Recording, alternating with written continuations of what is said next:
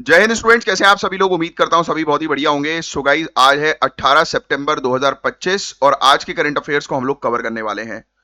So welcome to study for civil services. मैं हूं आपका एजुकेटर कमलाक्ष झा और हम लोग डिटेल में जो है वो इन सब करंट अफेयर्स को कवर करेंगे। पहले सुन लो आज कौन से टॉपिक्स हम कवर करने वाले हैं और फिर मैं आपको एक एक टॉपिक डिटेल में कवर कराऊंगा। पहले एक जनरल सा ओवरव्यू ले लो, ठीक है। अब देखो, सबसे पहला जो टॉपिक हमारा होने वाला है ये चाइना का ईवी वाला टॉपिक हम लोग को देखने को मिल रहा है। तो चाइना का ईवी सेक्टर इनवॉल्यूशन से गुजर रहा है, मतलब कि डिस्ट्रक्टिव कंपटीशन जिसमें प्राइस वॉर्स और ओवर सप्लाई की वजह से कंपनी लॉस में सेल कर रही है। मतलब इतना कंपटीशन चाइना के अंदर बढ़ गया है कि कंपनीज को जो है वो लॉस में जो है वो जाना पड़ रहा है।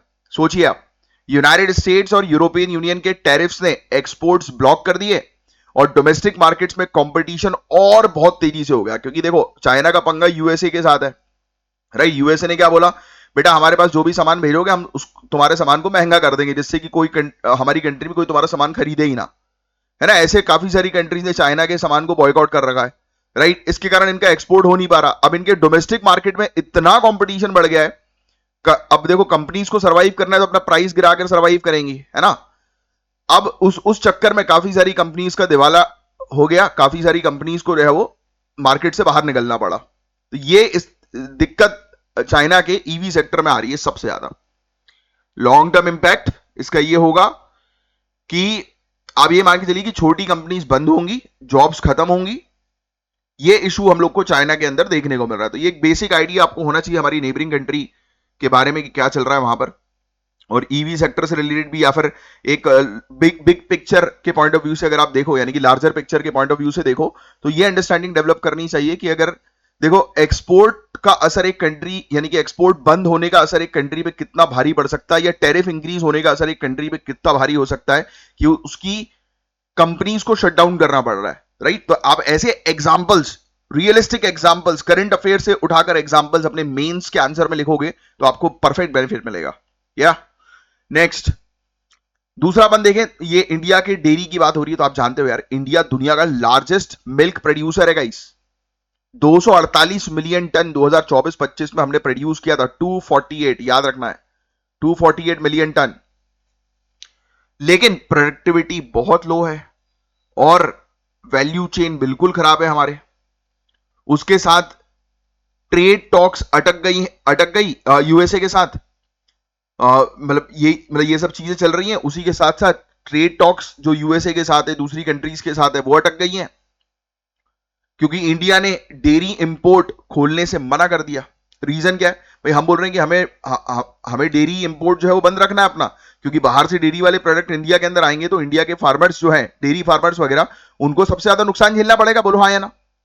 तो हमने बोला भाई हमारे किसानों की आजीविका खतरे में पड़ सकती है और हमें तो आत्मनिर्भर बनना है, और दूसरी बात हमारे पास पर्याप्त है तो हमें नहीं चाहिए, क्योंकि बाहर से कोई कंट्री हमें अगर मिल्क प्रोडक्ट बेचेगी और उसने अगर सस्ते दाम में बेचा तो हमारे डोमेस्टिक मार्केट को खराब कर देगी वो।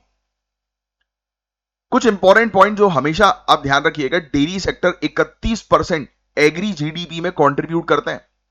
डेयरी सेक्टर से एग्रीकल्चर जीडीपी में 31% जो है वो आता है भैया। ये चीज जो है वो आप जरूर ध्यान में जो है वो रखिएगा। राइट, इसको डिलीट कर दें पहले पूरे को, ये पढ़ रहे हैं हम लोग, है ना। फिर इसके अलावा 8 करोड़ घर परिवार जो है वो, उनकी आजीविका चलती है भैया डेयरी सेक्टर से। 8 करोड़ घर परिवार की आजीविका चलती है। लेकिन चुनौती यही है, प्रोडक्टिविटी बहुत कम है भाई। प्रोडक्शन जितना चाहिए उतना हो नहीं पाता। टेक्नोलॉजी में भी हम कम है। कोल्ड चेन स्टोरेज तो ना के बराबर है, इसलिए सामान जो है वो खराब भी हो जाता है। तो हमें रिफॉर्म्स लाने की जरूरत है। आईवीएफ, कोई मेरे आईवीएफ का फुल फॉर्म बताएगा? In vitro fertilization, AI based breeding, cluster dairy parks, value added products जैसे चीज, वे वे प्रोटीन बोलते हैं ना, इन सब चीजों को एक्सपोर्ट करें हम लोग बनाकर। मतलब कुल मिलाकर फूड प्रोसेसिंग पर, वैल्यू चेन पर जो है वो काम करें, जिससे कि नुकसान जो होता है कई बार वो नुकसान ना हो और किसान की आय जो है वो बढ़े, और जो भी लोग इस डेयरी सेक्टर से जुड़े हुए हैं उन सभी को बेनिफिट हो। समझे आप? तो इसके बारे में थोड़ा सा हम लोग जो है वो डिटेल में जानेंगे। वैसे मैंने आपको आइडिया दे ही दिया है। फिर एक टॉपिक और है हमारा विकसित भारत को लेकर। नीति आयोग ने फ्रंटियर टेक हब लॉन्च किया है। ये जो फ्रंटियर टेक हब जो है वो किसका है, ये ध्यान में रखना रहता है, नीति आयोग का, है ना। AI road map, artificial intelligence का एक पूरा रास्ता तैयार करेंगे कि एआई की मदद से जो है वो कैसे हम लोग टेक्नोलॉजी में आगे बढ़े। फ्रंटियर 50 इनिशिएटिव और टेक रिपोजिटरी भी हम लोग को देखने को मिल रही है कि लाई जाएगी इसमें। फ्रंटियर 50 के अंदर 50 एस्पिरेशनल डिस्ट्रिक्ट्स यानी कि 50 डिस्ट्रिक्ट्स में AI, internet of things, blockchain, drones, ऐसी टेक्नोलॉजी जो है वो डिप्लॉय की जाएंगी जिससे कि हेल्थ, एजुकेशन और लाइवलीहुड इंप्रूव हो। ऑब्जेक्टिव है कि 2047 तक विकसित भारत बनाना और डिजिटल डिवाइड को जो है वो कम करना। समझे। नेक्स्ट, अब ये इंडिया का टैरिफ, ये तो टॉपिक पूरा रिपीट हो गया। इंडिया को यूएसए ने टैरिफ किंग जो है वो बोला है, क्योंकि हमारा एवरेज टैरिफ G20 में जो है वो सेकंड हाईएस्ट है 16.2%। एग्रीकल्चर टैरिफ तो हमारा 64% है। क्यों है, तो इस टॉपिक से आप समझ ही गए होंगे, क्योंकि हमारे किसानों को हम लोग को प्रोटेक्ट करना है। यस। और ये high tariff free trade agreement negotiation India UK के बीच की बात हो या इंडिया यूरोपियन यूनियन की बात हो, उसमें बैरियर्स क्रिएट करते हैं। ऑब्वियसली एक्सपर्ट्स कहते हैं कि भाई टैरिफ को जो है वो सिंपल रखना जरूरी है, प्रिडिक्टेबल बनाना जरूरी है, ताकि फॉरेन डायरेक्ट इन्वेस्टमेंट आए, मुद्राफीसदी, इन्फ्लेशन कंट्रोल हो और कॉम्पिटिटिवनेस जो है वो बढ़े, कंपटीशन बढ़े। लेकिन चैलेंज यही है कि हमें अपने किसानों को, micro small and medium enterprises को इसको प्रोटेक्ट करना है। तो एक अच्छा आर्टिकल है कि भाई इंडिया जो टैरिफ लगाती है वो किस पर्पस के लिए लगाती है, तो आपको इस टॉपिक के अंदर भी ये अंडरस्टैंडिंग हो गई होगी, है ना। फिर इसके अलावा लास्ट जो टॉपिक जिसको हम लोग आज कवर करेंगे, इंडिया 2027 में चेन्नई में 5th coast guard global summit host करेगा। ग्लोबल मैरीटाइम कॉर्पोरेशन से रिलेटेड ये टॉपिक है। 5वीं कोस्ट गार्ड ग्लोबल समिट होने वाली है और इंडिया उसको जो है वो चेन्नई में होस्ट करेगा 2027 में। और ये इंडिया कोस्ट गार्ड की गोल्डन जुबली के साथ जो है वो कोइंसाइड कर रहा है। इसमें हमारे जितने भी कोस्ट गार्ड के पास जो जहाज हैं वो दिखाए जाएंगे, है ना। सेमिनार्स होगा piracy, illegal fishing, environmental threats के ऊपर। ये इंडिया के सागर विजन, सागर को कोई मुझे फुल फॉर्म बता सकता है कमेंट बॉक्स में लिखकर अभी के अभी कि सागर का फुल फॉर्म क्या है। इंडिया का जो सागर विजन हम लोग को देखने को मिलता है उसको जो है ये इवेंट प्रमोट करेगा। ठीक है, तो ये सब पूरे टॉपिक्स हैं गाइस, जिसको एक एक करके हम लोग जो है वो डिटेल में कवर करने वाले हैं अभी।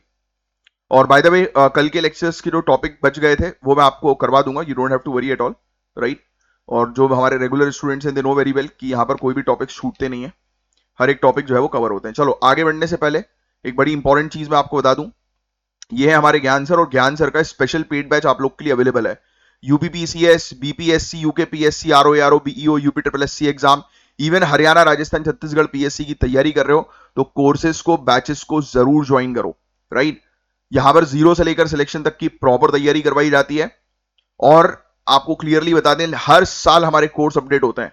लेटेस्ट ट्रेंड को ध्यान में रखते हुए कोर्सेज को अपडेट जो है वो किया जाता है। तो तुरंत इन दिए गए नंबर पर कांटेक्ट करो, और अगर आप बताओगे कि आप हमारे करंट अफेयर्स के लेक्चर्स को रेगुलरली फॉलो करते हो तो आपको एक्स्ट्रा डिस्काउंट भी मिल सकता है। चलिए स्टार्ट करते हैं। हमारे सबसे पहले टॉपिक के बारे में आइडिया तो आपको लगेगा कि चाइना के अंदर क्या भसड़ मची हुई है राइट। तो चाइना का ईवी सेक्टर दुनिया का सबसे बड़ा है, आप जानते ही हैं, लेकिन अब वो एक डिस्ट्रक्टिव साइकिल से गुजर रहा है। इन्वॉल्यूशन, इस साइकिल को जो है वो हम लोग कहते हैं डिस्ट्रक्टिव साइकिल, जिसमें प्राइस वॉर, ओवर सप्लाई हम लोग को नजर आता है। चाहो तो इन्वॉल्यूशन की डेफिनेशन लिख लो। इन्वॉल्यूशन, ये पूरी चीज जो है वो लिख लो कि चाइना इन्वॉल्यूशन से गुजर रहा है, मतलब ऐसे दौर से गुजर रहा है जहां पर हमें देखने को मिल रहा है कि उसका जो डोमेस्टिक मार्केट है पूरी तरह से तबाह हो रहा है। चाइना के अंदर इतना कंपटीशन हो गया है कि उसके प्रॉफिट या रिटर्न्स जो है वो, प्रॉफिट दूर की बात, रिटर्न्स यानी कि जितना लोग पैसा लगा रहे हैं कंपनी में वो ही वापस निकालना मुश्किल हो जा रहा है। प्राइस वॉर्स चल रहा है, ओवर सप्लाई हो रही है, कंपनीज फाइनेंशियल डिस्ट्रेस फेस जो है वो कर रही है। समझे आप। तो ये चीज हम लोग को जो है वो देखने को मिल रही है। तो ये सब प्रॉब्लम्स हम लोग को जो है वो नजर आ रही है। ये सब हुआ कैसे, तो आप जानते ही हैं, यूएसए की वजह से हम लोग को जो है वो देखने को मिल रहा है। यूएसए और यूरोपियन यूनियन ने टैरिफ्स लगाए, तो इस कारण ये इशू चाइना जो है वो फेस कर रहा है। बड़ी बड़ी जो कंपनीज हम लोग को जो है वो देखने को मिल रही हैं, वो छोटी कंपनीज का कंपटीशन खत्म कर दे रही हैं, और छोटी कंपनीज के लिए मुसीबत हो जा रही है। तो मतलब जॉब लॉस होंगे, वहां पर बहुत प्रॉब्लम्स चाइना के अंदर होने वाली है। तो इन्वॉल्यूशन इन्वोल्यूशन का मतलब होता है एक्सेसिव इंटरनल कंपटीशन, जिसमें यानी कि बहुत ज्यादा कंट्री के अंदर कंपटीशन, जिसमें प्रॉफिट घटने लगता है। प्रॉफिट तो छोड़िए, जितना पैसा निवेश किया है वही वापस नहीं आता। एग्जांपल ले लो, क्लिफोर्ड गर्ट्स, इन्होंने जावा के एग्रीकल्चर पे लिखा था, लेबर बड़ा, आउटपुट पर एकड़ तो इंक्रीज हुआ है ना, लेकिन पर पर्सन इनकम जो है वो रुक सी गई। तो ये सब एग्जांपल लिखने की जरूरत नहीं आपको। तो देखो, इन्वोल्यूशन का मतलब समझ में आ गया, कॉन्सेप्ट क्लियर हो गया, दैट्स इट। बस कॉन्सेप्ट अपन को जो है वो क्लियर होने चाहिए, दैट्स इट। ईवी सेक्टर में भी वही हो रहा है, कार्स की कॉस्ट जो है वो कम प्राइस में जो है, मतलब कार कंपनीज जो है वो अपनी कार्स को कम प्राइस में जो है वो सेल कर रही है, तो प्रॉफिट खत्म हो रहा है। प्रॉफिट छोड़िए, जितना पैसा ये लोग लगा रहे हैं उसका रिटर्न ही इन लोग को नहीं मिल पा रहा है। जैसे कि हम बात करें 120 से 130 ईवी मेकर्स हम लोग को जो है वो देखने को मिल रहा है, इलेक्ट्रिक व्हीकल के मेकर्स ये एग्रेसिवली कंपीट कर रहे हैं। जितने का उनको माल पड़ नहीं रहा, उससे कम में जो है इनको बेचना पड़ रहा है। ये सब लिखने की जरूरत नहीं, बहुत बेसिक फैक्ट्स है। Over production versus slow demand growth हो रही है। भाई डिमांड है ही नहीं मार्केट के अंदर, प्रोडक्शन बहुत तेजी से बढ़ा दिया इन लोगों ने। ऊपर से यूएसए और यूरोपियन यूनियन के अंदर इतना ज्यादा टैरिफ है कि उनका एक्सपोर्ट गिर गया। एक्सपोर्ट गिर गया तो डोमेस्टिक मार्केट के ऊपर बर्डन बढ़ गया। पॉलिसी मेकर्स भी मान रहे हैं कि ये लॉन्ग टर्म इकोनॉमिक स्टेबिलिटी के लिए एक बड़ा खतरा है। जॉब लॉसेस की तरफ इशारा हो रहा है ना। 2024 में यूएसए ने 100% टैरिफ लगा दिया था, सेक्शन 301 यूएसए का 100% चाइनीज ईवी के ऊपर टैरिफ लगा हुआ है। ये चाहो तो ये फैक्ट्स लिख सकते हो। यूरोपियन यूनियन की जो है बात करें तो इन्होंने भी छोड़ा नहीं, है ना। बहुत ह्यूज ड्यूटीज है वो लगा दी हैं अलग अलग उस पे, प्रोडक्ट्स पे, कंपनीज पे। टर्की ने 40%, मैक्सिको ने 50%। तो ऐसी तो स्थिति हो गई है, चाइना को घेर लिया सभी ने। कर्मा है बेटा, कभी ना कभी तो अपना असर दिखाएगा। गलत करोगे तो गलत होगा, दिस इज कर्मा। सही करो, सही अप्रोच के साथ करो। अब एक्सपोर्ट जो है वो लिमिटेड हो गए, डोमेस्टिक ओवर सप्लाई जो है वो और ज्यादा हो गया। समझ रहे हो, इंडिया के इलेक्ट्रिक व्हीकल एक्सपोर्ट्स अगर फ्यूचर में बढ़ेंगे तो क्या आपको लगता है कि डेवलप्ड नेशंस भी इंडिया के लिए ऐसे ही टैरिफ्स, बैरियर लगा सकते हैं? क्या लगता है आपको? ये क्वेश्चन है भैया, सोचो इस पे, विचार करो। फिर से रिपीट कर रहा हूं, मुझे पता है कि अभी कुछ लोग ब्लैंक बैठे होंगे। जो मैं बोलता हूं एक एक शब्द वो ध्यान से सुनना है। होता है कई बार पढ़ते पढ़ते इंसान ब्लैंक हो जाता है। मुझे पता है भैया कि आप लोग क्या क्या प्रॉब्लम फेस करते होगे अपनी लाइफ में। कई बार आप अपने किताब पढ़ रहे हो, 2-3 पेज पढ़ लिए, फिर किताब को पलट के वापस आ रहे हो, 2-3 पेज पलट के, यार फिर से एक बार रीड कर लेते हैं। क्यों? क्योंकि आंखें तो पढ़ तो रहे हो, आंखें भी हैं किताब की लाइंस की तरफ, बट मन कहीं और चल रहा है। यहां पर मैं कुछ चीज समझा रहा हूं, मन जो है वो चल रहा है कि कल जो है वो मैं क्या करूंगा, कल पिक्चर चलेंगे। दोस्त ने बोला था पिक्चर जाने के लिए, पिक्चर जाएं, कौन सी पिक्चर जाएं है? उल्टी सीधे ख्याल दिमाग में जो है वो चल रहा है। पढ़ाई कर रहे हो, पढ़ाई पे ध्यान देने की जगह चल रहा है, उसने बोल कैसे दिया हमें कि तुमसे आईएएस नहीं निकलेगा, रुको साले की एसएससी कर देंगे। अरे बेटा उसकी तो कर देना, पहले यहां पे तो ध्यान दो। फिर से क्वेश्चन पूछ रहा हूं, इसका आंसर दो आप, है ना। इंडिया के इलेक्ट्रिक व्हीकल एक्सपोर्ट्स अगर फ्यूचर में बढ़ेंगे, हम कर ही रहे टारगेट, आत्मनिर्भर हमें बनना है। कंट्रीज को हम जो है वो सेल्फ रिलायंट बनने के बाद कंट्रीज को एक्सपोर्ट करें, एक्सपोर्ट मार्केट हमारा बढ़ाए। तो अगर इंडिया के इलेक्ट्रिक व्हीकल के एक्सपोर्ट्स अगर फ्यूचर में बढ़ेंगे और 100% बढ़ेंगे, तो क्या आपको लगता है कि डेवलप कंट्रीज भी इंडिया के लिए ऐसे ही टैरिफ बैरियर्स ला सकते हैं? बताएं कमेंट बॉक्स में, कैसा हो सकता है क्या? अब देखो गवर्नमेंट का रिस्पॉन्स क्या है चाइना के अंदर। मई 2025 में MIIT ने प्रॉमिस किया कि इन्वोल्यूशन को वो कम करेगा, ministry of industry and information technology वहां की। उसने बोला कि नहीं भाई, हम तो इलेक्ट्रिक व्हीकल्स के अंदर जो प्रॉब्लम्स जो आ रही है ना इन्वोल्यूशन की, इसको कम कर देंगे। जून में जो है वो पॉलिट ब्यूरो ने इसे war on price war on price war जो है वो बोला, राइट। जून में चाइनीज मीडिया कंपनी एक है, वो आपको ध्यान में रखने की जरूरत नहीं। तो कुछ कंपनीज बोल रही है कि भाई ये तो प्राइस वॉर हो गया है। जुलाई के अंदर ड्राफ्टिंग प्राइसिंग लॉ लाया गया, बिलो कॉस्ट सेलिंग और एल्गोरिदमिक मैनिपुलेशन पे रिस्ट्रिक्शंस लगाएगी। कोई भी कंपनी जो है वो बिलो कॉस्ट जो है वो सेल नहीं करेगी अपनी चीजों को, जिससे कि छोटी कंपनीज को बचाया जा सके। पार्टी लीडरशिप ने कहा कि डिसऑर्डरली कंपटीशन जो है वो रोकना होगा, आउटडेटेड कैपेसिटी एग्जिट करनी होगी और ऑर्डरली एग्जिट मैकेनिज्म जो है वो बनाना पड़ेगा, कि यानी कि भाई आप अपने मतलब सिंपल शब्दों में समझाओ तो जितना प्रोडक्शन कर रहे हो उस सप्लाई को ध्यान में रखते हुए करो, है ना। पता लगा आप भर के प्रोडक्शन कर दो और उस ऊपर से सप्लाई ना हो तो दिक्कत में पड़ सकते हो। कायदे में इन लोग को बातचीत जो है वो करनी चाहिए दूसरी कंट्रीज के साथ, क्योंकि ultimately communication is most important. जब आप कम्युनिकेट करोगे तभी आपकी प्रॉब्लम जो है वो सॉल्व होंगी। अब देखो इंडस्ट्री कंसोलिडेशन, अब सभी कंट्री, अच्छा होता नहीं है कि जब ऐसी स्थिति आती है तो कई बार काफी सारी कंपनीज कोलैबोरेट कर देती है। आपने देखा होगा बड़ी बड़ी कंपनीज का मर्जर होता है। कब मर्जर होता है? जब उनको अच्छा मार्केट जो है वो नहीं मिल पाता। यस, इस प्रकार की प्रॉब्लम वो फेस कर रहे होते हैं मार्केट में। तो होना यही है कि इंडस्ट्री कंसोलिडेशन जो है वो तो इनएविटेबल है, वो तो होना ही है भाई। वीक कंपनीज जो है वो बंद हो जाएंगी या फिर मर्ज हो जाएंगी। रिसर्च एंड डेवलपमेंट और कॉम्पिटिटिवनेस का खतरा है, क्योंकि प्रॉफिट गिर रहे हैं, कंपनीज फ्यूचर इनोवेशन में स्पेंड नहीं कर पा रही है, एम्प्लॉयमेंट लॉस तो होगा ही होगा, लोगों की जॉब्स तो जाएंगी इस स्थिति में। सस्ते चाइनीज इलेक्ट्रिक व्हीकल्स उभरते हुए मार्केट्स में जो है वो जा रहे हैं, लोकल इंडस्ट्रीज को जो है वो हर्ट करेंगे। यानी कि ये चाइनीज का जो सामान जब दूसरी डेवलपिंग कंट्रीज के पास जाएगा तो वहां के मार्केट को भी खराब कर सकता है। तो चाइना को डोमेस्टिक स्टेबिलिटी और ग्लोबल कॉम्पिटिटिवनेस के बीच बैलेंस बनाना होगा। Firm consolidation plus pricing regulation जरूरी है ना। पॉलिसी सपोर्ट इनोवेशन को प्रमोट करे और डिस्ट्रक्टिव कंपटीशन को रहे वो कम करे। इंडिया अपने ईवी सेक्टर को गाइस ग्रो तो कर रहा है, लेकिन चाइना का एग्जांपल एक कॉशनरी टेल है, मतलब एक चिंता वाली चीज हमें बता रहा है। यानी कि चाइना के एग्जांपल को देखकर हम अपनी पॉलिसीज बना सकते हैं इस अकॉर्डिंग। वैसे हमें जरूरत नहीं, मैं आपको जनरली बताऊं तो इंडिया ने अपने पार्टनर कम्युनिकेशन के थ्रू इतने अच्छे बना लिए हैं, क्योंकि देखो अल्टीमेटली उसी दुकान में ग्राहक जाते हैं जिस दुकान का मालिक जो है वो बड़े प्यार से बात करता है, प्यार से रहता है और बिल्कुल अपने इंटरेस्ट की बात करता है, फालतू फर्जी बातें नहीं करता, है ना, चापलूसी वाला काम नहीं करता।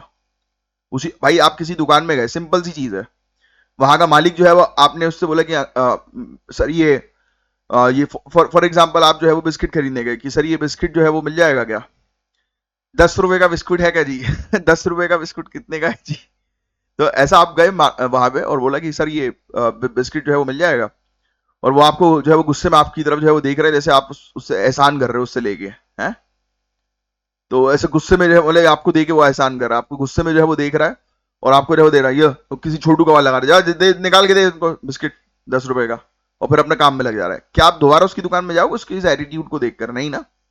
बट वहीं अगर आप किसी कंट्री से मिलते हो, वो आपको बहुत प्यार से, बल्कि किसी दुकान में जा रहे हो, वो खड़ा हो रहा है, बोल रहा है कि सर कैसे हैं, हाँ जी सर बताएं, अभी सर तुरंत तुरंत निकलवाता हूँ आपके लिए, बस निकलवाया। फिर उसको आपने दो तीन चीज और बताई कि सर आया करिए यहाँ पर, बड़े दिनों से आप दिखे नहीं, या आप पहली बार आए यहीं पर आसपास रहते हैं क्या? तो उससे क्या रहता है कि इंसान को अच्छी बातचीत करने से अच्छा लगता है, वो गुड फीलिंग्स आती है। तो इंडिया के लिए यही सॉफ्ट पावर डिप्लोमेसी है। हम अपने कम्युनिकेशन बहुत अच्छे रखते हैं, मित्रता, हमारा स्वभाव जो है वो मित्रता वाला है, और यही चीज तो आपको अपने मेंस में लिखनी है भाई। और क्या है इसमें, इसमें समझना ही क्या है, इतना इजी है। बट फिर भी मेहनत नहीं करोगे, कंसेप्ट क्लियर नहीं करोगे और राइटिंग प्रैक्टिस नहीं करोगे तो चीजें डिफिकल्ट बनेंगी। और जनरल स्टडीज अपना स्ट्रॉन्ग करो, उसके लिए दिए गए नंबर पर कांटेक्ट करो। और जब अगर कोर्सेज ज्वाइन करो तो मुझे भी कमेंट बॉक्स में बताया करो कि आपने कोर्स ज्वाइन कर लिया। तो चाइना ईवी इन्वॉल्यूशन एक एग्जांपल है भाई। Over competition, trade barriers plus week regulations एक सनराइज सेक्टर को क्राइसिस में डाल सकते हैं। आप क्या मुझे कमेंट बॉक्स पे लिखकर बता सकते हो कि what do you understand by sunrise, SUNRISE, sunrise sector क्या होता है? मुझे कमेंट बॉक्स पे लिखकर बताएं। वैसे नाम में ही इसकी चीजें छुपी हुई हैं। चलिए भैया, अब इंडिया की स्थिति आपको पता है भैया, हम जो है क्या करते हैं कि हम अपने किसानों को, अपने micro small and medium enterprises को बचाने के लिए इंपोर्ट को जो है वो रिस्ट्रिक्ट कर देते हैं, राइट, जिससे कि हमारी कंट्री के अंदर ऐसे प्रोडक्ट्स ना आए जो कि हमारे डोमेस्टिक मार्केट को खराब करें, और प्लस जो हमारे टारगेटेड बेसिकली वो है सेगमेंट जो है, जैसे किसान है भाई, उनके प्रॉफिट पर हम लोग को काम करना है, तो ये जो टारगेटेड सेगमेंट है उसको खराब ना करें। अब इंडिया और यूएस की ट्रेड की बातचीत जो है वो बंद हो गई है, राइट, क्योंकि इंडिया ने अपने डेयरी सेक्टर खोलने से जो है वो मना कर दिया। हमने बोला कि नहीं भाई, हम अपने डेयरी सेक्टर को तो नहीं खोलेंगे, क्योंकि हमारे लिए हमारे किसान इंपॉर्टेंट है। यस, इंडिया का कहना है कि डेयरी इंपोर्ट से हमारे किसानों की आजीविका रिस्क पर आ जाएगी, मिल्क सेल्फ सफिशिएंसी भी रिस्क पर आ जाएगी। हमारे यहां का सामान अगर बिकेगा नहीं, अगर आप बाहर से आप सामान भेजोगे और वो सस्ता आपने बेचा स्ट्रेटेजी बनाकर, तो हमारे भाई लोकल जो किसान है उनकी हालत खराब हो जाएगी। तो हम नहीं कर सकते भाई, इतना बड़ा रिस्क तो हम नहीं ले सकते। सॉरी, सॉरी है जी आपको। तो हमने यूनाइटेड स्टेट्स को ये बोल दिया, बस, और क्या है। और ये फैक्ट ध्यान में रखना, इंडिया दुनिया का लार्जेस्ट मिल्क प्रोड्यूसर है, 248 मिलियन टन। ये चीज आप ध्यान में रखिएगा। 2024-25 में हमारा प्रोडक्शन रहा है, पूरे दुनिया भर में हमारा शेयर कितना है पता है आपको? 26%। ये लिखेंगे आप, इंडिया का दुनिया में 26% शेयर है। 8 करोड़ से ज्यादा छोटे किसान इसमें इन्वॉल्व है, जो मैंने आपको पहले भी बताया था। 8 करोड़ से ज्यादा, 80 मिलियन से ज्यादा छोटे किसान इसमें इन्वॉल्व है, जिनके पास 3-4 गाय ही रह पाती हैं एवरेज। हर गाय सिर्फ 1/8, हर गाय से जो प्रोडक्शन होता है मिल्क का, वो 1/8 है एज कंपेयर टू यूएसए और न्यूजीलैंड, 1/8। समझ रहे हो? सोचिए आप, यूनाइटेड स्टेट्स और न्यूजीलैंड में 800% या 700% मान लो, 700% ज्यादा प्रोडक्शन, मिल्क प्रोडक्शन हो पाता है। हमारे यहां पे कम है। इस सेक्टर का 31% कंट्रीब्यूशन एग्रीकल्चरल जीडीपी में है। ये फैक्ट भी लिखेंगे आप, जो मैंने आपको स्टार्टिंग में बताया था। आप नोट डाउन कर लो पूरी चीजें। 8 करोड़ लोग भाई, इनका आजीविका इससे जुड़ा हुआ है। कहां है ये? इनका आजीविका इससे जुड़ा हुआ है। स्पेशली महिला लैंडलेस फार्मर्स इसमें इन्वॉल्व है। ऑपरेशन फ्लड किसी को याद है? 1970 में लॉन्च हुआ था। इसने इंडिया को मिल्क डेफिशिएंट कंट्री से, यानी कि मिल्क की कमी थी हमारे पास, उससे हमें जो है वो दुनिया का लार्जेस्ट प्रोड्यूसर बना दिया। Operation flood. ऑपरेशन फ्लड के फादर कौन थे? कमेंट बॉक्स पे लिखकर बताओ, इसके जनक। ठीक है, तो ये चीज हम लोग को देखने को मिल रही है। अब देखो यार, अगर सस्ता इंपोर्ट अगर आएगा, और ऑब्वियसली बात है कि आएगा यूनाइटेड स्टेट्स से, क्योंकि यूनाइटेड स्टेट्स न्यूजीलैंड को कंपीट करना है हमारे साथ, तो सस्ता इंपोर्ट वो भेजेंगे तो हमारे मार्केट खराब कर देगा। ये किसानों की आजीविका पर खतरा पड़ सकता है, इसलिए हमने मना किया। दूसरा हमने मना किया, इंडिया 98% अपना मिल्क खुद कंज्यूम करता है भाई। हम लोग तो खुद पी जाते हैं हमारा 98% मिल्क, जितना प्रोडक्शन करते हैं। 2047 तक डिमांड और फास्ट ग्रो होगी, क्योंकि पॉपुलेशन 165 बिलियन है, हो जाएगी मतलब। तो हमारी तो खुद की हमारी पूरी डिमांड हो रही है। फॉरेन अगर डेयरी अगर आएगा तो वो खतरा बन सकता है हमारी आत्मनिर्भरता के ऊपर। हमारे मार्केट को खराब करके वो अपना दबदबा जमा लेगा। डेयरी रूरल कैश फ्लो का सोर्स है भाई। गांव क्षेत्रों में पैसा जो आता है वो डेयरी के थ्रू आता है। स्पेशली सूखे समय पर, साल में एक एरिया होता है जब जिस समय खेती किसानी नहीं होती, उस समय पर डेयरी से जो है वो कामकाज चलता है भाई हमारे किसानों के घर परिवार का। अब इंपोर्ट से प्रॉब्लम्स हो सकती हैं, जैसे आप देखो 1990s में एडिबल ऑयल में जो स्थिति बनी थी, वैसे यहां पर भी हो सकती है। तो इसलिए हम कोई रिस्क नहीं लेना चाह रहे भाई। अमूल, नंदिनी जैसे कोऑपरेटिव्स रूरल बेस और पॉलिटिकल इकोनॉमी दोनों के लिए इंपॉर्टेंट है। तो अगर हम ऐसा कर देंगे तो ऑब्वियस ही बात है कि किसान सड़क पर आ जाएंगे। जैसे एक कांड हम लोग को देखने को मिला था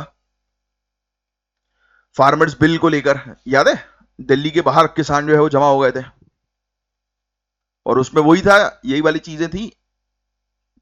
इसको प्राइवेटाइज जो है वो किया जा रहा था, अब एंटरप्राइज बेसिकली पर फोकस है वो किया जा रहा था। ये बीच का जो मंडी वाला जो कॉन्सेप्ट था ना, तो उसको जो है वो खत्म करने की बात हो गई थी। याद आ रहा है आपको? कुछ याद नहीं आ रहा, कुछ साल पुरानी न्यूज थी, मेरे ख्याल कोविड के आसपास का टाइम था।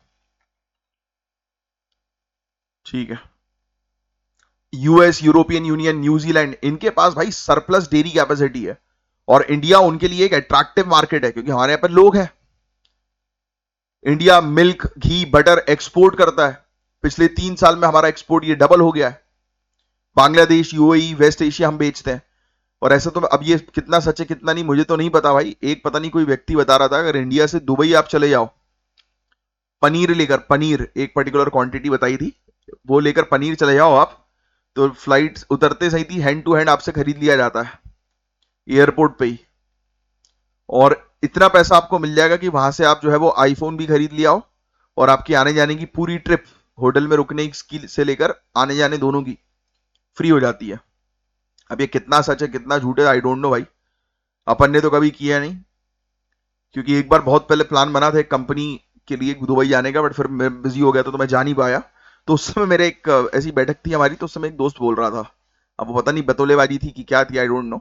मैंने इसलिए आपको पहले क्लियर कर दिया कि भाई ये बतौलेबाजी भी हो सकती है। तो हमेशा एक चीज ध्यान में रखें कि आप जब भी किसी से बात करें सोर्स पूछा करें कि कितना ऑथेंटिक है कि कितना नहीं है। तो इसलिए मैंने भाई मुझे लगा ऑथेंटिक नहीं है तो मैंने आपको बता दिया है ना। अपन को एक्चुअल उसके नहीं पता, कभी फ्री रहो तो आप ढूंढ लेना उसके बारे में, बट हाँ फ्री रहो तभी।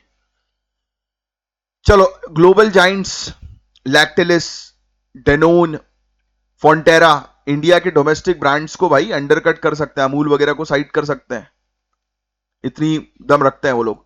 क्योंकि उनका ऑब्जेक्टिव ये है कि पहले अपने प्राइस इतने कम कर दो, अपने आप को जो है वो लॉस में बेचो चीजें, जिससे कि सामने वाले डोमेस्टिक मार्केट जो है वो 6 महीने 1 साल 2 साल में जो है वो हाथ जोड़कर बोलेंगे बाय यार, अब ना हो पाएगा हमसे।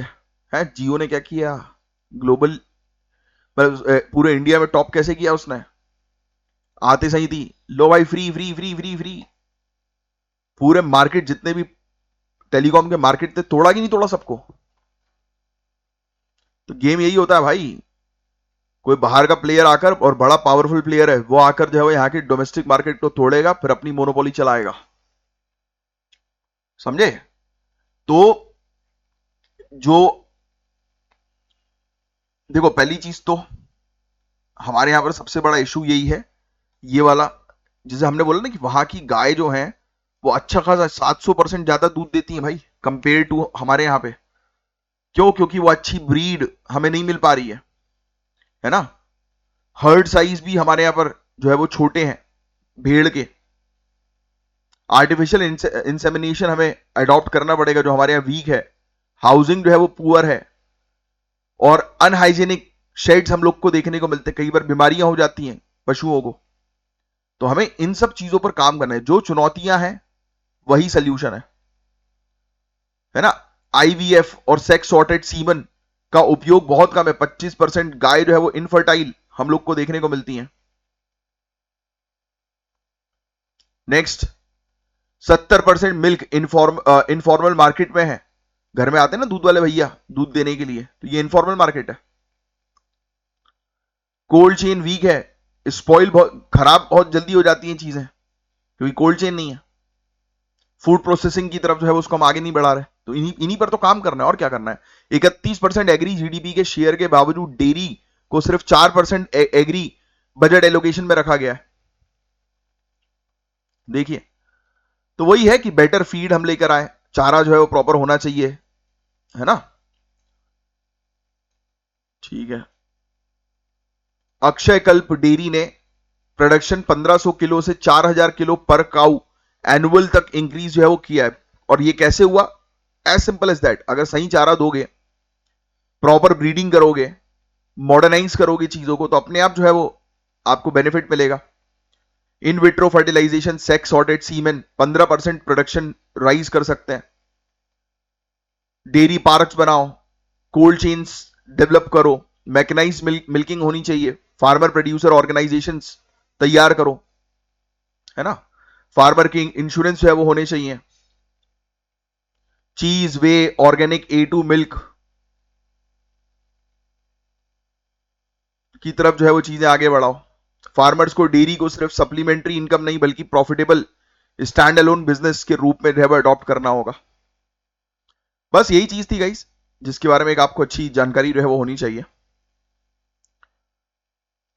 आगे की तरफ बढ़ेंगे। अब देखिए, यहां पर तो सबसे पहले आप जो है वो नोट डाउन कर लीजिए, नीति आयोग की frontier tech hub. NITI Aayog ने अपने फ्रंटियर टेक हब के अंडर 2 मेजर इनिशिएटिव लॉन्च किए हैं। तो पहले तो लिख लो, नीति आयोग का जो है वो फ्रंटियर टेक हब है, और ये है एआई हब, और ब्रैकेट में लिखना है एआई फॉर विकसित भारत रोड मैप। मतलब कुल मिलाकर अब ये इंडिया को डेवलप करने के लिए एआई की सहायता लेंगे। और इसके तहत उन्होंने 2 इनिशिएटिव लॉन्च किए हैं, एआई फॉर विकसित भारत रोड मैप जो मैंने अभी आपको बता दिया, और नीति फ्रंटियर टेक रिपोजिटरी, नीति फ्रंटियर टेक रिपोजिटरी। मतलब कुल मिलाकर ये एक तरफ तो जो है वो अपना फ्रेमवर्क तैयार करेंगे, ढांचा तैयार करेंगे, जिससे कि एआई की मदद से हमारी कंट्री की ग्रोथ और डेवलपमेंट अपॉर्चुनिटीज में हेल्प करेंगे। दूसरी तरफ ये प्रॉपर डेटा जो है वो अपने पास बनाकर रखेंगे, प्रॉपर केस स्टडीज का कलेक्शन रखेंगे, जिससे कि क्या चीज काम करी, क्या चीज काम नहीं करी, उसका एक प्रॉपर एक जगह पर पूरा डेटा हो। साथ ही अनाउंस हुआ है फ्रंटियर 50 इनिशिएटिव। इन्होंने एक और इनिशिएटिव अनाउंस किया है जिसका नाम है फ्रंटियर 50 इनिशिएटिव। ये बहुत इंपॉर्टेंट है। जो फ्रंटियर टेक्नोलॉजीज हैं, यानी कि जो हमारी सबसे important technologies, internet of things हुआ, एआई हुआ, है ना, बिग डेटा एनालिटिक्स हुआ, ऐसी चीजें, तो इनको जो है वो 50 डिस्ट्रिक्ट में इंप्लीमेंट किया जाएगा। यानी कि ड्रोन टेक्नोलॉजी जो मैंने अभी आपको बताया था, तो नीति आयोग एक बड़े लेवल पर जो है वो काम कर रही है। और लॉन्च को अटेंड किया था finance minister, minister of railways, information and broadcasting and electronics and IT, इन सब मिनिस्टर ने, vice chairperson NITI Aayog, CEO NITI Aayog, ministry of electronics and IT के सेक्रेटरी, इन्होंने अटेंड किया था, तो वो लिखने की जरूरत नहीं है। तो एआई जैसी टेक्नोलॉजीज को सबसे पहले किस सेक्टर में लगाना चाहिए, क्या बोलते हो आप? हेल्थ, एजुकेशन या एग्रीकल्चर, या सभी में एक साथ इंप्लीमेंट करें हम लोग? आइए, फ्रंटियर 50 इनिशिएटिव, ये बड़ा इंपॉर्टेंट है, डायरेक्ट क्वेश्चन आ सकता है कि किसका है, तो नीति आयोग, जो मैंने आपको ऑलरेडी लिखवाई दिया। ऑब्जेक्टिव यही है, सिंपल सा objective, AI, internet of things, drones, blockchain को 50 डिस्ट्रिक्ट के अंदर इंप्लीमेंट करना। स्टार्टिंग में फोकस यही है, सर्विस डिलीवरी इससे जो है वो इंप्रूव होगी और प्रोडक्टिविटी बढ़ेगी, सिटीजन्स की सेहत जो है वो बेटर होगी हेल्थ केयर सेक्टर में आने से, और इनके priority sector health, education, skilling, welfare delivery, यानी कि वही हेल्थ, ये सब है। लोकल एडमिनिस्ट्रेशन को ट्रेनिंग और कैपेसिटी बिल्डिंग में मदद मिलेगी। Public private partnership, startups, industry, academia के साथ मिलकर सॉल्यूशंस डिजाइन करेंगे। की परफॉर्मेंस इंडिकेटर से मेजर होगा कि सर्विस कितनी तेजी से सिटीजन्स तक पहुंच रही है, सिटीजन्स पर क्या इंपैक्ट पड़ रहा है ना। तो ये पूरी चीजों को देखकर जो है वो पता लगाया जाएगा कि भाई ये पूरी चीज जो है वो सही चल रही है कि नहीं चल रही, है ना, एनालिसिस होगी पूरी। और प्रैक्टिकल एक्शंस प्लान जो है वो बनाया गया है, जिसमें दो मेन चीजें हैं। एक तो एआई एडॉप्शन को तेज करना सभी इंडस्ट्रीज में, इससे प्रोडक्टिविटी और एफिशिएंसी इंप्रूव होगी। दूसरा, generative AI research and development में करना है, जिससे इनोवेशन होगा। जनरेटिव एआई समझते हो ना, कि एआई खुद ब खुद चीजों को सीखता है और आगे बढ़ता है, बट यस, ह्यूमन इंटरफेरेंस बहुत जरूरी है, नहीं तो फिर बैंड बजा देगा ये। फिर डिस्ट्रिक्ट लेवल पर जो है वो इसको अडॉप्ट किया जाएगा, देखा जाएगा कितनी तेजी से डिस्ट्रिक्ट में ग्रोथ और डेवलपमेंट हो रहा है। गवर्नमेंट, इंडस्ट्रीज, इनोवेटर्स एक कोलैबोरेटिव इकोसिस्टम बनाएंगे। एग्जांपल बताता हूं, जैसे एआई बेस्ड क्रॉप मॉनिटरिंग, यानी कि एआई की मदद से क्रॉप को मॉनिटर किया जाएगा, है ना, खेत को प्रॉपर मॉनिटर किया जाएगा। उससे एआई बताएगा कि इसमें क्या चीज डालो, मौसम के हिसाब से जो है वो क्या चीज, क्या स्प्रे करो, क्या इनपुट्स जो है वो डालो, जिससे आपको और बेहतर प्रोडक्टिविटी मिलेगी। तो ऐसी चीजें होंगी। हेल्थ केयर के अंदर टेलीमेडिसिन, यानी कि अब बिल्कुल दूर दराज में भी अगर कोई रह रहा है, दूर दराज के एरिया में, रिमोट एरिया में, तो ऑनलाइन कंसल्टेशन जो है वो उसको बढ़ाया जाएगा, डिजिटल गैप को कम किया जाएगा। अब ये फ्रंटियर टेक रिपोजिटरी, इसमें बताया जा रहा है 200 से ज्यादा केस स्टडीज पूरे इंडिया की जो है वो शामिल की जाएंगी। Agriculture, health care, education, national security, इन सब सेक्टर से पूरी स्टडीज होंगी कि कैसे स्टार्टअप्स और स्टेट जो है उन्होंने अपने टेक्नोलॉजी की मदद से जो है वो अपने लाइवलीहुड को और बेहतर किया, जीविका को और बेहतर किया। इससे दूसरी स्टेट्स और डिस्ट्रिक्ट्स को जो है वो इंस्पिरेशन मिलेगी, और फिर ऐसे ही मॉडल दूसरी स्टेट्स और डिस्ट्रिक्ट में भी जो है वो लाया जाएगा। स्टार्टिंग कर रहे हैं 50 डिस्ट्रिक्ट से। नीति फ्रंटियर टेक इंपैक्ट अवार्ड्स भी होगा, स्टेट्स को रिकॉग्नाइज किया जाएगा कि जो बेहतर काम करेंगे तो उनको अवार्ड्स भी देंगे, तो ये अवार्ड्स वगैरह भी लेकर आएंगे आने वाले समय में। तो इस इनिशिएटिव में फायदा यही होगा, बताया जा रहा है कि इंडिया का एम्बिशन यही है कि 8% की ग्रोथ जो है वो इंडिया को रखनी है, और ये पॉसिबल हो पाएगा प्रोडक्टिविटी और इनोवेशन के थ्रू। और इस प्रकार के इनिशिएटिव से सिटीजन्स को बेहतर सर्विस मिलेगी और एफिशिएंट तरीके से शासन जो है वो काम कर पाएगा। इंडिया ग्लोबल स्टैंडर्ड सेट कर सकता है, सप्लाई चेन मजबूत कर सकता है ना, और जो डिस्ट्रिक्ट पिछड़ी हैं उनको हम सशक्त बना सकते हैं, और एक हेल्दी कंपटीशन जो है वो सिटीज, डिस्ट्रिक्ट, स्टेट्स के बीच में जो है वो आ सकता है। तो बस यही चीज है जिसके बारे में एक आपको अच्छी जानकारी, अच्छा आइडिया जो है होना चाहिए। नेक्स्ट, अब ये वाला टॉपिक तो आपको ऑलरेडी पता है, यूएसए ने इंडियन गुड्स पर 50% टैरिफ इंपोज किया है। इससे एक बार फिर बहस जो है वो शुरू हो गई है कि इंडिया की टैरिफ पॉलिसी ओवर प्रोटेक्शनिस्ट है या सही है। तो इसके बारे में मैं आपको एक्सप्लेनेशन कई बार दे भी चुका हूं और आपको पता भी है आज की डेट में। बहुत सिंपल है भाई, हमें हमारे देश के जो किसान हैं, जो micro small and medium enterprises से जुड़े जो लोग हैं, उनको प्रोटेक्ट करना है, पहला पॉइंट। दूसरा पॉइंट, यूएसए ने हमारे ऊपर इंपोर्ट ड्यूटी इसलिए इंक्रीज करी थी क्योंकि वो ईगो में था। वो चाह रहा था कि हम रशिया से डिफेंस के इक्विपमेंट्स ना परचेज करें, ईरान के साथ पेट्रोलियम ट्रेड ना करें। तो भाई ऐसा थोड़ा ना है भाई, तुम्हारा अगर कोई दुश्मन है दैट डजंट मीन कि मैं भी उससे दुश्मनी कर लूं, है ना भाई। I have to make relationship with everyone, मुझे सबके साथ अपने रिलेशनशिप अच्छे बनाने। तुम्हारे रिलेशनशिप अच्छे नहीं है तो भाई उसमें मैं क्या करूं, है। और तुम अपने इंटरेस्ट के हिसाब से चलो, तुम मुझे क्यों गाइड कर रहे हो कि उससे बात मत कर, इससे मत कर। ऐसे लोगों से सख्त दूरी बनाए रखिए जो आपको ये बोलते हैं, हाँ आपके भले के लिए बोल रहे हैं तो बहुत अच्छी बात है, बट इसलिए बोल रहे हैं कि वो जेलस हैं तो गलत है भाई, है कि नहीं। यूएसए जेलस, और इसका खेल मैंने आपको कल भी बताया था, यूएसए की सुप्रीम कोर्ट ने रहे वो खुद ही कह दिया। अब ये तो उनका गेम है, इनका ये पूरा प्लान होता है, तो बस और कुछ नहीं है। इंडिया जो है, इसका एवरेज टैरिफ G20 कंपनीज के बीच जो है वो सबसे हाई है, और ये फ्री ट्रेड एग्रीमेंट नेगोशिएशन जैसे इंडिया यूके के बीच में, इंडिया यूरोपियन यूनियन के बीच में एक बैरियर बनता है ना। ठीक है, तो ये सब आंकड़े वगैरह आपको लोग को याद रखने की जो है आवश्यकता नहीं है। सिंपली सुन लो, इंडिया का सिंपल एवरेज टैरिफ 16.2% है, सेकंड हाईएस्ट है टर्की के बाद। ट्रेड वेटेड बेसिस पर 12% है, जो कि पूरे दुनिया भर में हाई है, और यूएसए का तो सिर्फ 2.2% है भाई। एग्री टैरिफ ट्रेड के वेट की बात करें 64.3, सबसे ज्यादा हाई है।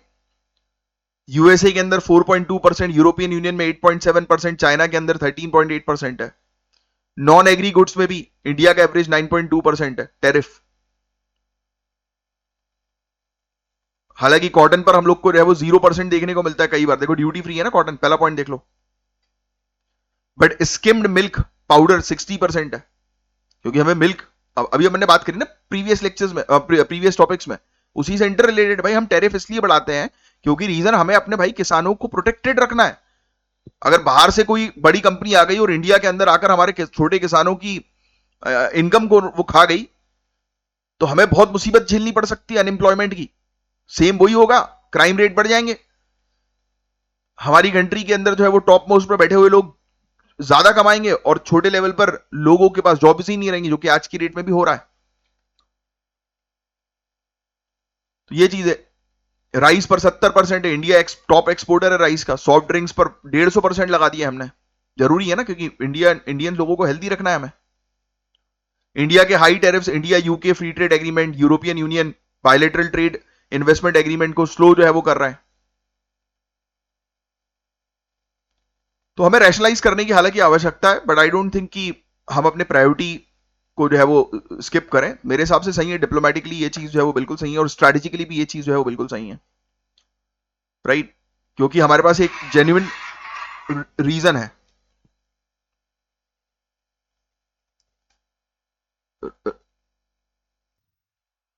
अब सुनिए,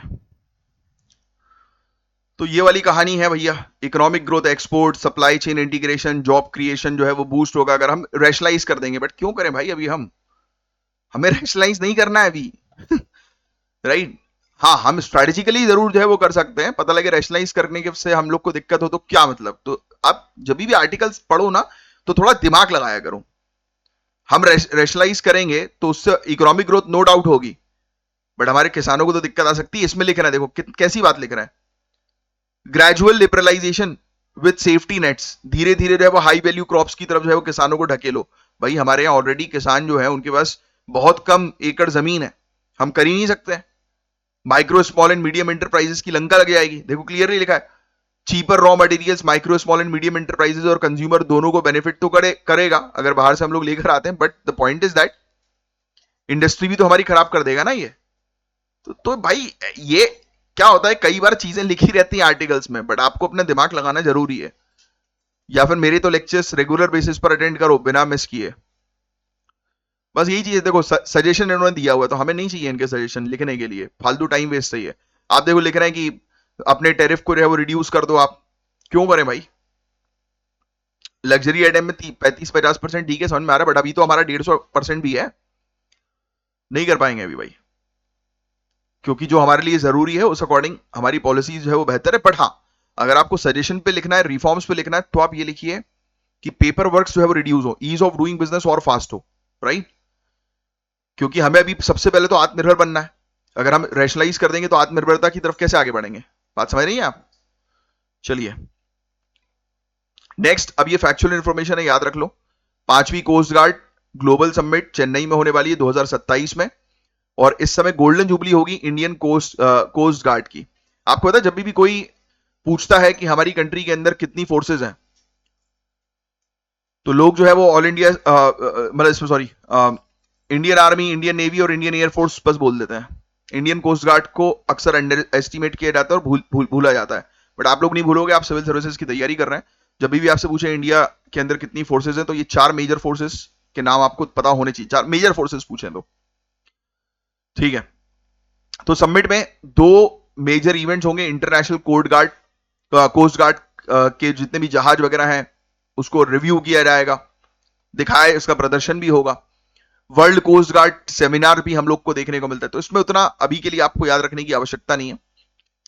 ये जो ग्लोबल समिट होगी, ये एक प्रीमियर मल्टीलैटरल प्लेटफॉर्म है जहां पर coast guards, maritime security agencies और इंटरनेशनल ऑर्गेनाइजेशंस एक साथ आते हैं।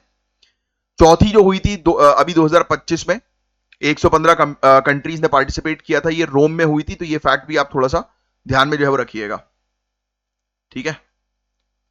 रोम रोम जो है वो आपको ध्यान में रखना है, बस ये वाला पॉइंट लिख लो आप, चौथी वाली, ठीक है?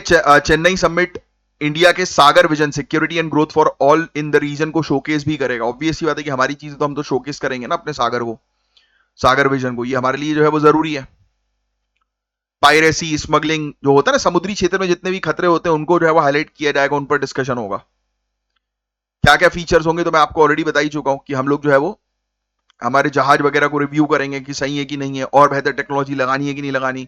इंपॉर्टेंट जो मुद्दे हैं उस पर जो है वो बातचीत की जाएगी। जो ट्रांसनेशनल क्राइम्स होते हैं, पायरेसी होती है ना, समुद्री लूट वगैरह जो होती है ना, ये सब चीजें, और जो भी इलीगल फिशिंग के खतरे हैं, एनवायरमेंट को जो खतरा है, मरीन एनवायरमेंट को, ये सब देखा जाएगा। बस दैट्स इट। अब ये फैक्ट्स देख लो इंडियन कोस्ट गार्ड से रिलेटेड। 1 फरवरी 1977 को फॉर्मल तौर पर ये सामने आ गई थी। और नाग कमेटी आपको ध्यान में रखनी है 1970 की, उसके रिकमेंडेशन के आधार पर हम लोग को देखने को मिली नाग कमेटी, 1970 की नाग कमेटी के रिकमेंडेशन पर। और रुस्तम जी कमेटी 1974 में हमें देखने को मिली थी, उसके रिकमेंडेशन पर ये लाई गई थी। तो ये कमेटी देखो, 1 फरवरी 1977 को इसको लॉन्च कर दिया हमने। ये हमारी चौथी आर्म्ड फोर्सेज है भैया, चौथी आर्म्ड फोर्स ऑफ इंडिया के तौर पर इसको रिकॉग्नाइजेशन मिला है। वेरी इंपॉर्टेंट, हमारी चौथी आर्म्ड फोर्स हम लोग को देखने को मिलती है। ये किस मिनिस्ट्री में आती है? तो ministry of defence. Very important. Nag committee, Rustam ji committee के रिकमेंडेशन के आधार पर इसको बनाया गया। एंटी स्मगलिंग, एंटी पोचिंग, है ना, ये पूरी चीज लिख लो आप, इसके फंक्शंस पूरे ABCDEF पूरे फंक्शंस लिखो आप। Anti smuggling, anti poaching, maritime zone of India act को इन्फोर्स करना, फिशरमैन के लिए जो है वो रेस्क्यू ऑपरेशंस वगैरह, सर्च एंड रेस्क्यू ऑपरेशंस वगैरह कंडक्ट करना, मैरीटाइम एनवायरमेंट, समुद्र क्षेत्र के जो पर्यावरण है उसको संरक्षित करना, प्रोटेक्ट करना, ऑफशोर सिक्योरिटी पर फोकस करना, ऑयल्स वगैरह स्पिल्स ना हो, है ना, इन सब चीजों की चीजों को सर्विलांस, पूरी निगरानी रखना हमारे एक्सक्लूसिव इकोनॉमिक जोन के ऊपर। 2.01 मिलियन स्क्वायर किलोमीटर का जो एरिया है, लिख लीजिए ये वाला पॉइंट, बहुत इंपॉर्टेंट, सभी पॉइंट लिखना है वैसे तो आपको भी। नेवी और डिफेंस एजेंसीज को ये सपोर्ट करती है। फिर सागर विजन तो हमारे लिए बहुत ही ज्यादा इंपॉर्टेंट है, उसको तो आपको पढ़ना ही है, लिख लो आज की डेट में सागर सागर विजन, सागर विजन, ब्लू इकोनॉमी, तो ऐसी चीजें के ऊपर आपको बनाना जरूरी है। अच्छा, ये साइडलाइन पे इंडियन कोस्ट गार्ड की लीडरशिप जो है वो इटालियन कोस्ट गार्ड कमांड के साथ भी अपने रिलेशनशिप अच्छे बना रही है। India Italy joint strategic action plan 2025 से 29 तक का भी हम लोग को देखने को मिल रहा है। ये भी लिख लो, बस और कुछ नहीं है इसके अंदर, दैट्स इट। तो ये पूरे टॉपिक्स हो गए हमारे। इंडिया का outward foreign direct investment trend, 56% India का ओएफडीआई जो है वो 6 ज्यूरिसडिक्शन तक सीमित है। आधी अधूरी इंफॉर्मेशन है गाइज। इंडिया का ओएफडीआई ट्रेंड जो है वो आप आज इसको जो है वो रीड करेंगे। ओएफडीआई क्या है? Outward foreign direct investment. ये बेसिकली जनरल स्टडीज के इकोनॉमिक्स के जो है वो टॉपिक्स होते हैं कि कहां पर जो है वो हम लोग इन्वेस्टमेंट जो है वो कर रहे हैं। और आपको बता दें यूनाइटेड स्टेट जो है वो लार्जेस्ट डेस्टिनेशन नहीं है, सिंगापुर में सबसे ज्यादा इन्वेस्टमेंट करते हैं हम, फिर मॉरिशियस, फिर यूएई। ये वाला पॉइंट लिखना चाहो तो लिख लो, सिंगापुर में सबसे ज्यादा, फिर मॉरिशियस, फिर यूएई। लगभग 60% ओएफडीआई जो है ज्वाइंट वेंचर्स को बनाने के लिए यूज किया जाता है। इंडिया और फॉरेन कंट्री जो है वो मिलकर एक कंपनी ओपन करती है। स्वस्थ नारी Sashakt Parivar Abhiyan, very important. Ministry of women and child development और ministry of health and family welfare के द्वारा ये प्रोग्राम लाया गया, वेरी इंपॉर्टेंट। पोषण माह 2025 की एक्टिविटीज के साथ इसको इंटीग्रेट किया गया है, इंडिपेंडेंटली नहीं है ना। दूसरा वाला स्टेटमेंट इनकरेक्ट है। तीसरा करेक्ट है, इसके अंदर एनसीडी नॉन कम्युनिकेबल डिजीज की स्क्रीनिंग की जाएगी। मतलब कुल मिलाकर ये जो स्वस्थ नारी स्वस्थ परिवार सशक्त परिवार अभियान है, ये कैंपेनिंग कंडक्ट किया जा रहा है जिससे कि लोगों को जो है वो स्वास्थ्य सेवा जो है वो प्रोवाइड की जाएगी। चेकअप होगा, उनका फ्री चेकअप वगैरह होगा, है ना, ऐसी चीज है। और इंडिया के डेयरी सेक्टर से रिलेटेड मेंस का एक क्वेश्चन है, ट्राई करो उसका आंसर देने की। बस आज के लिए इतना ही था गाइस, अब मैं मिलूंगा आपसे नेक्स्ट लेक्चर में। तब तक bye, take care, have a great day ahead. जय हिंद, जय श्री महाकाल।